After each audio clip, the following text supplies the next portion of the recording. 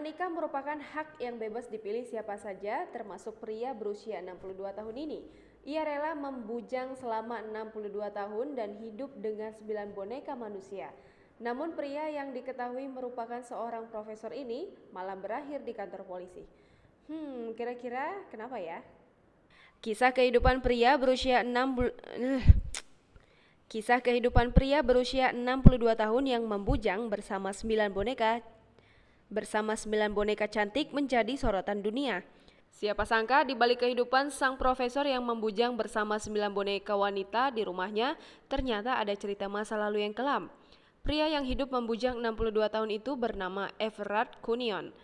Bukan orang sembarangan, ternyata ia adalah seorang profesor.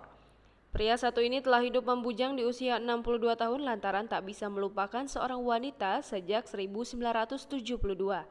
Karena itulah ia mencoba merangkai kembali puing-puing cinta masa lalunya hingga ia kehilangan pekerjaannya.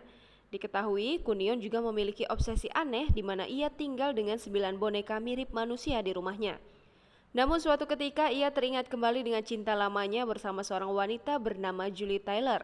Ia mulai mencari jejak Taylor dan kemudian mengetahui alamat rumah orang tua Taylor yang kini ditinggali ibunda Taylor yang bernama Georgina Allen.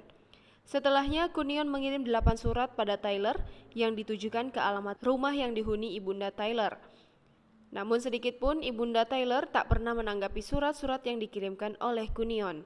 Hingga suatu ketika Allen, ibunda Taylor, khawatir karena dalam salah satu surat Cunion ada lelucon bahwa ia akan menculiknya. Selain mengirim surat, Cunion juga kerap kali pergi jogging melewati rumah yang dihuni ibunda Taylor. Karena itulah, Taylor melaporkannya ke polisi hingga berakhir penangkapan. Cunion awalnya membantah perilakunya dianggap sebagai pelecehan, namun ia mengakui satu tuduhan sebagai penguntit. Karena itu, ia dijatuhi hukuman di pengadilan Pole Magistrates berupa 120 jam kerja tanpa dibayar. Cunion juga mendapat perintah larangan selama 5 tahun yang melarang dirinya menghubungi Taylor atau ibunya, termasuk melewati batas jalan ke rumah Taylor yang kini dihuni sang ibu, Allen. Dalam pengakuannya, Cunion mengatakan, "Aku membuat Taylor sedih ketika masih di sekolah dan perasaan itu menghantuiku selama 50 tahun. Aku bertekad untuk mencoba mencari tahu apakah dia baik-baik saja, tapi jelas kalau aku khawatir padanya." Jaksa penuntut Lee Turner menjelaskan cinta tak berbalas Cunion untuk Taylor yang dimulai ketika Cunion bersekolah bersama pujaan hatinya antara 1968 dan 1972. Lee mengatakan, mereka terakhir bertemu satu sama lain pada hari terakhir sekolah tahun 1972.